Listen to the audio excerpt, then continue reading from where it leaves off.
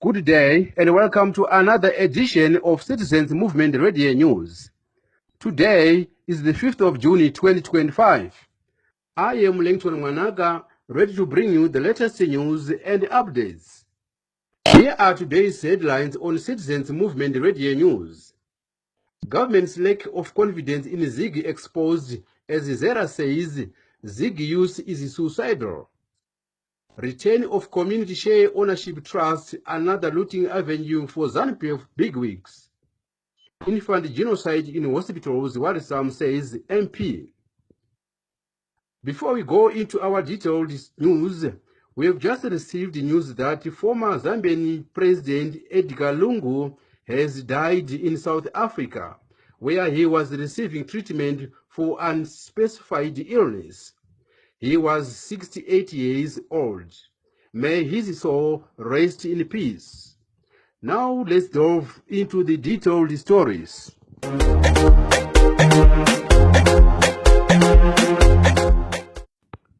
Government parastatal Zimbabwe Energy Regulation Authority, ZERA, has warned that selling fuel in ZIG is suicidal and will lead to shortages of diesel and petrol.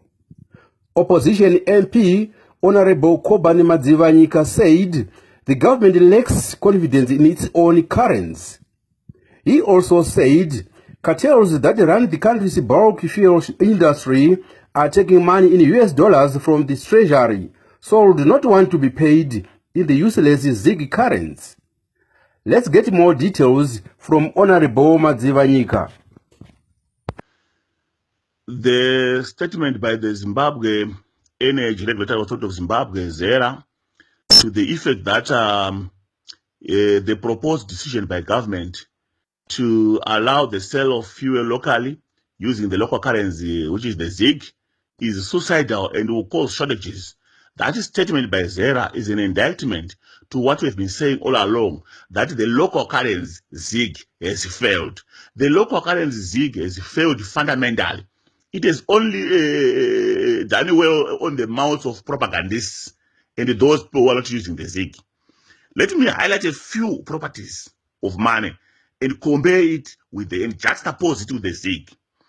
Fundamentally, proper money must be acceptable across the latitude and the longitude of this country. Whenever you see money being ring-fenced to say this money is used exclusively on these areas and not exclusively on these other areas, that is a serious indicator that that money has failed, because it's not acceptable across all services and across all people. You find also that on this issue of acceptability, if you get to our local dealers and local shops, the majority of people, they do not want the ZIG. They actually prefer the US dollar. That is also a sign that this currency is not acceptable by its users. And for that matter, therefore, we say that the currency has failed. Secondly, a currency must stand the test of a function of it being a store of value. In other words, we are saying money can be kept in place of buildings. Money can be kept in place of stock. Money can be kept as a store of wealth, and that wealth must not change over time. So, under our circumstances, the ZIG has changed many times and it has lost value significantly, starting with the 27th September debacle, when our local currency is lost by more than 45%. So you will find that on its own is an indicator that this money has failed to perform its function of being money. And for that matter, therefore, we say it has failed. Lastly, we also have to look at the issue of durability. Is this the local currency, the money that we have, the notes that we have, are they durable? Are they strong enough to withstand the test of wear and tear? Are they easily get broken? Are they fragile? The answer under our current circumstances is true, that our local ZIG current notes are not durable. For that matter, therefore, we say the ZIG has failed the test of time. So whenever ZERA now comes and say it will cause local shortages, and then using the local currency will cause suicidal, that's a sign that the local currency has failed. That's a sign that the local currency is not money. It cannot be traded against anything. So they're actually trying to protect themselves. It's actually the statement by a group of cartels, like the Kodawashita Grays and so forth, who are actually working that area of fuel. They've got the fuel cartels where they seek to protect themselves. So this idea of saying the ZIG does not work in fuel, it does not work in, is a way of also protecting themselves. They really need the genuine money, while they throw out that bad money or that bad money to defenseless citizens. So fundamentally, I want to highlight in strongest terms that this statement by ZERA is an indication that the ZIG has failed fundamentally to deal or to act as a currency of choice, to act as a store of value, to act as a medium of exchange, to act as a durable currency of choice. The ZANU-PF government is set to reintroduce community share ownership trusts, where local communities on paper will receive a percentage of money from businesses operating in their communities. Opposition official Stephen Sarkozy Chuma said, in the past, the money meant for the trust was looted by ZANU-PF chefs, with the locals wallowing in poverty. Chuma said, Yes, in the past we used to have this kind of community share ownership trust during Robert Mugabe's reign. So it is not something new. On paper, it is very good because communities should benefit from resources, natural resources that comes from their area. But we know that in practice, ZANU-PF has always been abusing this trust to take money which is meant for communities to line their pockets. We've seen cases of corruption involving this kind of trusts in Marange, where the people of Marange were supposed to benefit from a percentage of the money that was being raised from the sale of diamonds for community development. But we know that all that money was taken by the likes of Didmas Mutasa, who lined their pockets instead of remitting it back to the community.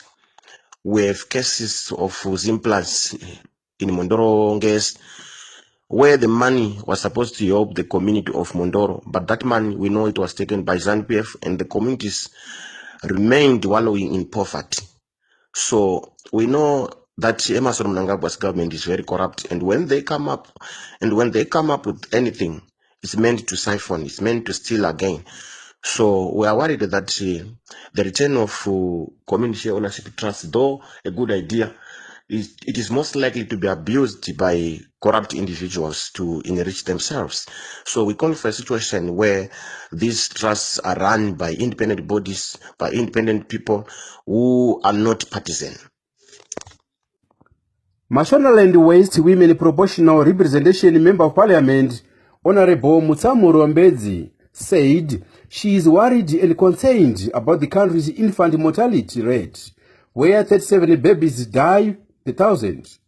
Last year, more than 18,500 babies died before the age of 0 to 5 years, raising questions over the effectiveness of the country's health sector.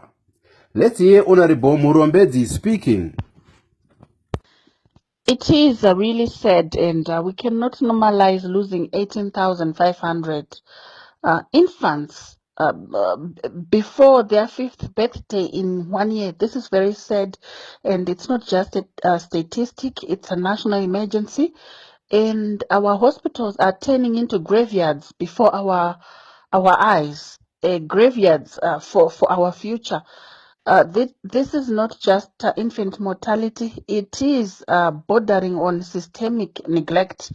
I would want us to call it infant genocide. Our health sector must be urgently overhauled, and mothers deserve clean delivery rooms and not death traps. Our babies deserve a chance at life, not just a number on a report.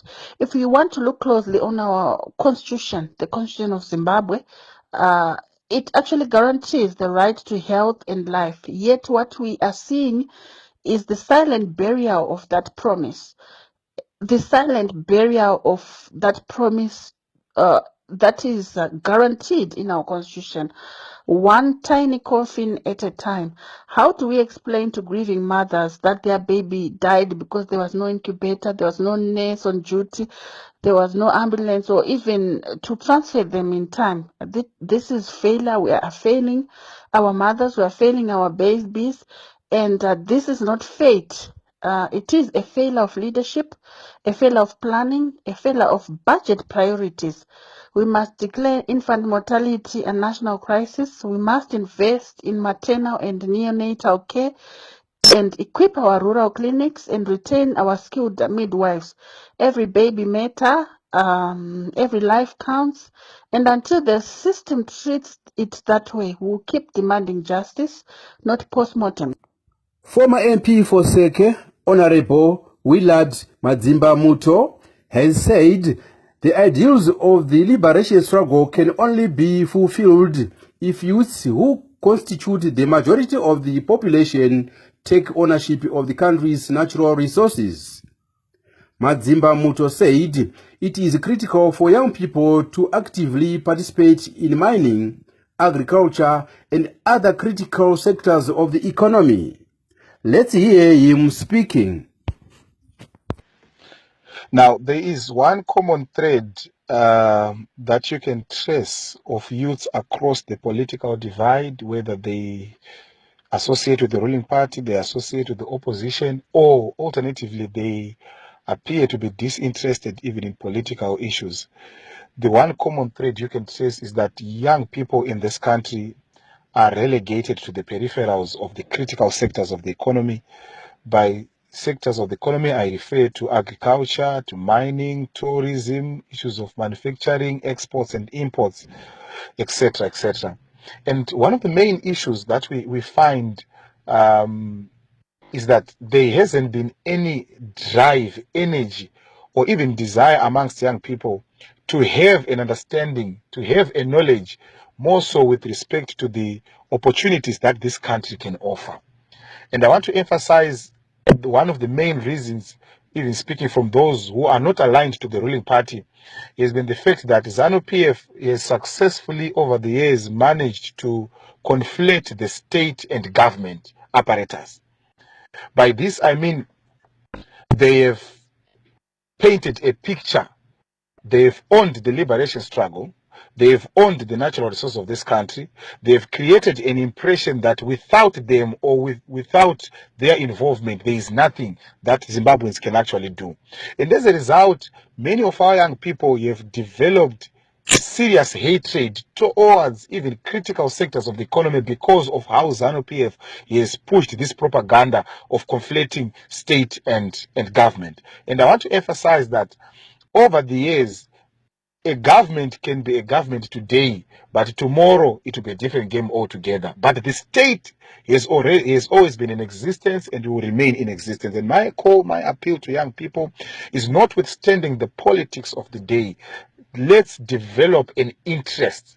Let's at least acquire knowledge. How do you acquire mining rights? How do you acquire hunting rights? How do you venture into imports and exports? How do you acquire these licenses?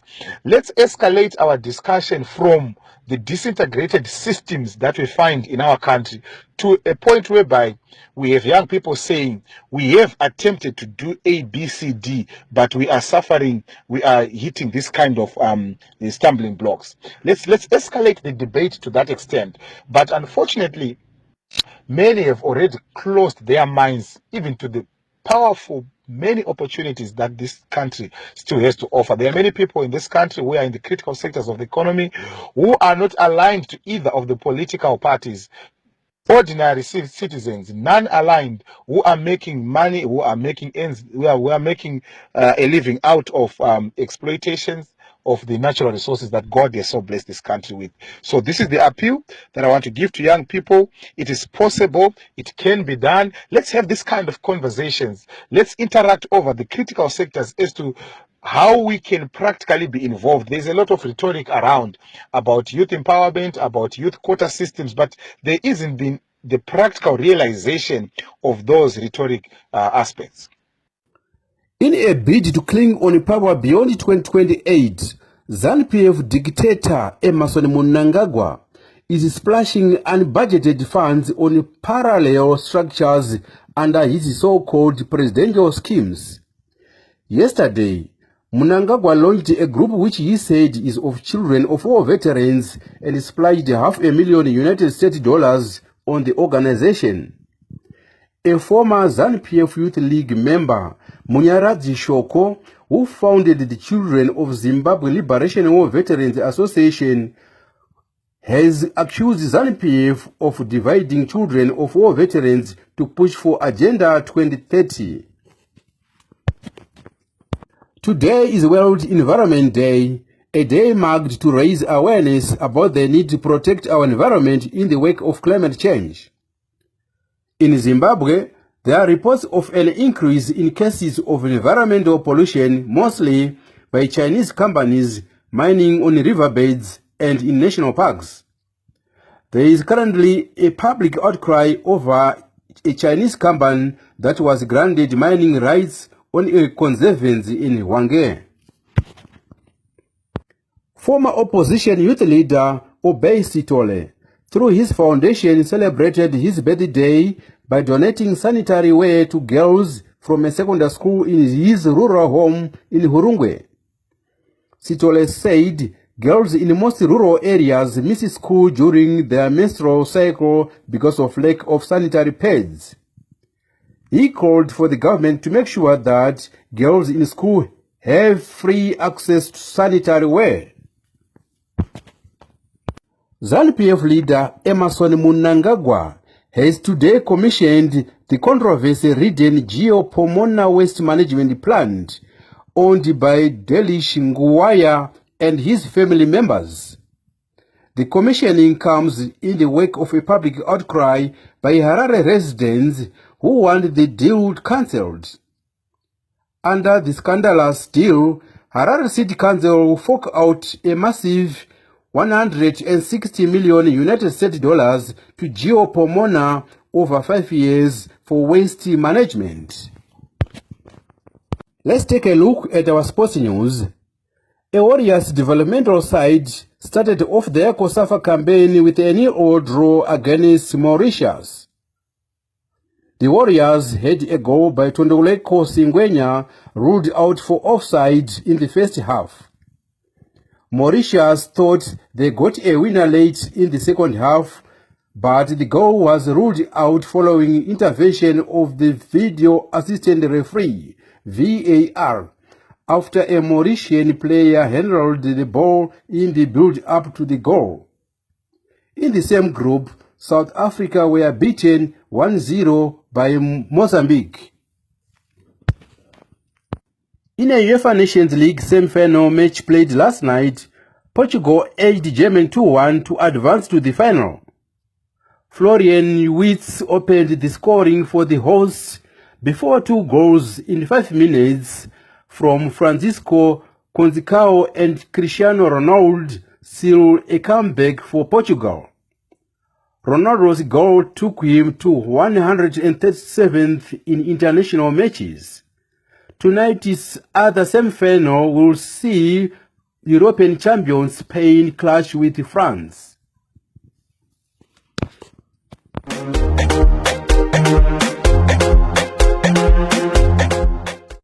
To conclude our Citizens Movement radio news, here are the headlines once more. Government's lack of confidence in ZIG exposed as ZERA says ZIG use is suicidal. Return of community share ownership trusts, another looting avenue for ZANU-PF big wings. Infant genocide in hospitals, worrisome, says MP.